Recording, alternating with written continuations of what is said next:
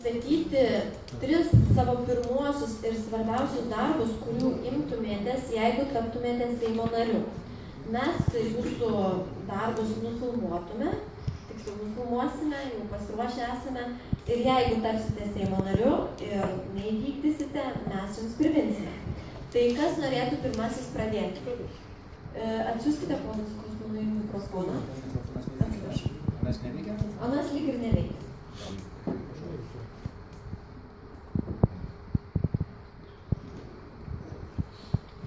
Pirmoji eilė siūlysiu pakeisti Lietuvos konstitucijos 9 straipsnį, kad referendumas skelbiamas surinkus 100 000 parašų. Antra, siūlysiu susigrąžinti Lietuvos Respublikos konstituciją, kuri buvo priimta 1992 metais spalio 25 dieną referendumu, kad žemė, vidaus vandenis, miškai ir parkai nuosavybės teisė gali priklausyti tik Lietuvos Respublikos piliečiams bei valstybei. Trečia, vaiko pinigai už antrą daugiau nei už trečią, už trečią daugiau nei už ketvirtą ir tokia progresija. Iš kur imsim šios pinigus, tiesiai šviesiai sakau. Mažiau tankų, daugiau vaikų. Ačiū, ponas Šedis. Aš manau, kad kai jūs klausėte, kokius pirmus darbus nuveiksiu būdamas Seimo nariu, tai jūs turite omeny, kokias įstatymo pataisas teiksiu. Pavyzdžiui. Ar jūs kalbate apie, tarkim, Pone Šedžiu, komitetų pasirinkimą, ar jūs sukonkretinkit klausimą, nes jūs jau MPD klausėte. Tai gali būti susitikimas su užsienio kolega, jeigu jums tai svarbu. Tai gali būti įstatymo projektas, tai gali būti įstatymo projekto pataisa, tai gali būti susitikimas su prezidente, tai gali būti bandymas užimti tam tikrą postą. Kas jums svarbiausia? Na, man svarbiausia turbūt būtų pasirinkti teisingai komitetą, pirmas darbas. Ir dirbti tame komitete, kuriame aš galėčiau būti naudingas ir nusimanyčiau. Kuris tai būtų? Aš manau, kad labiausiai tiktų ekonomikos komitetas, bet galėčiau turbūt kaip alternatyvas pasirinkti ir užsienio reikalų komitetą, kuriame jau turiu patirties ir dirbau. Galėčiau dirbti socialinių reikalų komitete, taip pat kaip alternatyvą galėčiau žemės ūkio komitete dirbti. Tai aš manau, kad alternatyvų svarstymas būtų galimas, bet didžiausias noras būtų toje srityje, kurioje paminėjau, kurioje nusimanau.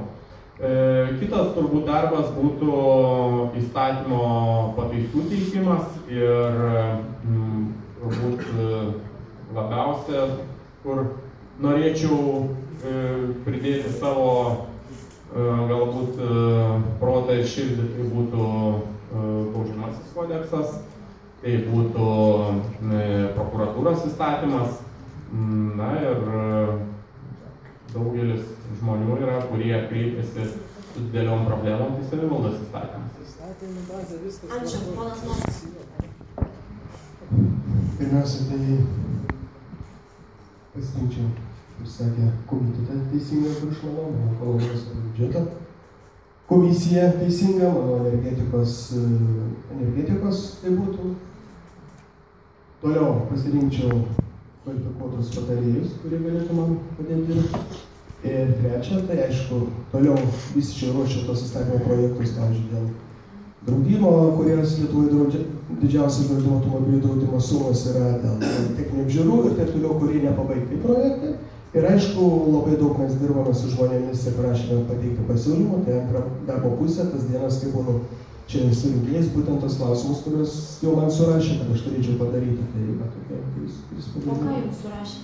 Oi, labai daug gyventojai surašė, pradedant įvairiais būtiniais klausimais, kurie galbūt nėra tokie, bet vis kažkaip galima nukreipti ir būtent ir teisinio, ir įstatymų projektų, kokie turėtų būti, ir dėl regioninės politikos ir taip toliau. Tikrai turiu didžiulį pluoštą ir mėginame dabar jau dėliojame, mėginame suklasifikuoti ir manau, kad tai bus darbas, labai daug darbo. Tai, kas susijęs su manim tiesiogiai, galbūt kartu su savivaldybė bendrai ir panašiai.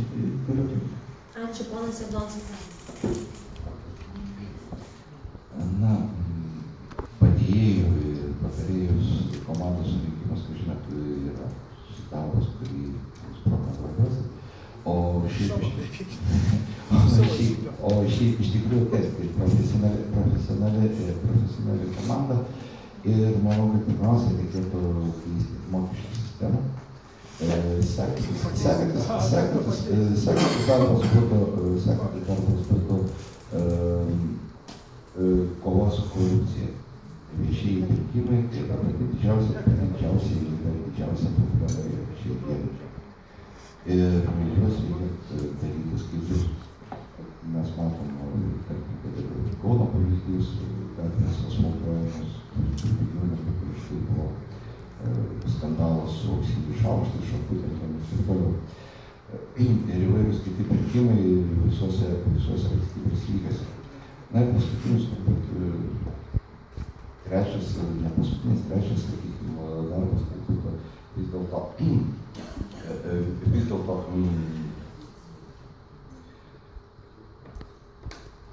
minti pavyzdžių. Tai gal pasirinsis vėliau? Kaip įsirinks? Čia užteks bendrą kadenciją. Pirmiausia, tai pagalba pensininkams. Vargšai, jie niekur negali ne tik išvažiuoti, ne vien tik, kad panelės apsikabinusios Seimūnam apie kaklus lekia plikom šiknom į Kretos salas. Bet reikia, kad ir pensininkas išvažiuotų, ar ne? Žemė priklauso valstybei ir, pavyzdžiui, turi 30 hektarų dirb, ko gali ir tavo vaikai gali, bet jokių būtų neparduoti, neužstatyti, kaip Karbauskis užstatė švedam ar kam ten kokiem užsieniečiam, paskui pasiims pinigus, šeima Ispanijoje, vaikai beveik nekalt lietuviškai, vat ir patriotas, ir ateis švedai vadovauti Lietuvai. Toliau, iš kur paimti pinigų? Seimo narių mažinimas atlyginimų ir Seimo narių užtenka tokiai valstybėliai 71. Jūs pagalvokit, europarlamentaras gauna apie 70 000 litais. Apie 70 000 mėnesį. O kodėl jis negali gauti nutėmų suvažinėjimais 10 000 litais? Mažinti, toliau teisėjai turi gauti normalų atlyginimą, kaip ir dirbantis žmogus. Ir teisėjas pirmiausia turi būti sieksiu, jeigu tapčiau be jokios dėmės. Nei kyšio, nieko jis neturi būti baustas ir įtarimų neturėti. Tokios mano pagrindinės iniciatyvos. Ačiū. Aš tiesiog vėlgi prie klausimo formos. Nemanau, kad mes galim pasakyti, ką padarysim. Va, ką darysim, ko sieksim. Taip, tai aš apie tai galiu pasakysiu. Visų pirma, kovosiu dėl to, kad būtų panaikintas bendrasis priėmimas į aukštąsias mokyklas. Vadinamas Lama Bako tvarka, 17 aukštųjų mokyklų. Tai yra korupcija, akivaizdi, todėl kad jau po priėmimo, kas jau dirba šitoje srityje, žino, kad skambučiai iškart pasipila jeigu Šiauliuose įstoja, pasirenka, pavyzdžiui, Šiaulius, reiškia, po priėmimo jau skambučiai Dailės akademijos iš Vilniaus universiteto iš visus skambina, iš kur jie gauna telefono numerį, tai yra slapta informacija. Kurie vieninteliai, tai Lama Bako. Tai vienas dalykas. Darysiu viską, kad būtų įvestas mokytojo padėjėjas mokyklose. Visą pamokos daug, taip, vaikų tvarko, Japonijoje iki 60 vaikų klasė yra. Bet yra net 2 padėjėjai. Visur normaliam pasaulyje, Europoje yra mokytojo padėjėjas. Dabar nesusitvarko ne tik todėl, kad kalti mokytojai, todėl, kad yra požiūris į mokytoją ir visi žino savo teisės, pareigų nežino. Bet mokytojo padėjėjas turėtų susitvarkyti. Trečias dalykas. Aš galėčiau 4 pasakyti. Taip, kovočiau už tai, daryčiau viską, kad Šiauliuose vis dėlto būtų viena mokykla aukštoji, apjungiant visas pajėgas. Nes dabar yra kaip ir daugelio šalių, o žiūrėkite, Amerikoje yra universitetai, yra vadinasi University College, toks pavadinimas. Yra koledžai, apjungti vieną sistemą, yra universitetai galva, kad visi gauna universitetinį diplomą ir visi patenkinti, ir leis geras, ir metai, o taip pat metų šnekam. Ir 4 dalykas. Dabar visi diskutuoja, polemizuoja, tai pasakysiu, pletkina. Per daug universitetų Lietuvoje. Lama Bako bendras įtarimas 17 universitetų. Vienas Šiauliuose, vienas Klaipėdoje, 5 Kaune, 10 Vilniuje. Tai apie ką mes šnekam? Raskit nors vieną normalią valstybę, kur mokslas aukštasis universitetinis sucentralizuotas sostinėje. Nerasit. Nei Berlynas, nei Londonas, visur Kembridžas, Oksfordas, žiūrėkit, visi rajonas, regionas. Pas mus kažkoks tai unikumas. Čia yra tarybinis palikimas. Tai va būtent apjungus visas pajėgas, visas dvi mūsų kolegijas ir universitetą, aš manau, kad tai būtų jėga, kuri galėtų kovoti su ministerija. Dėkoju visiems kandidatams ir dabar norėčiau paprašyti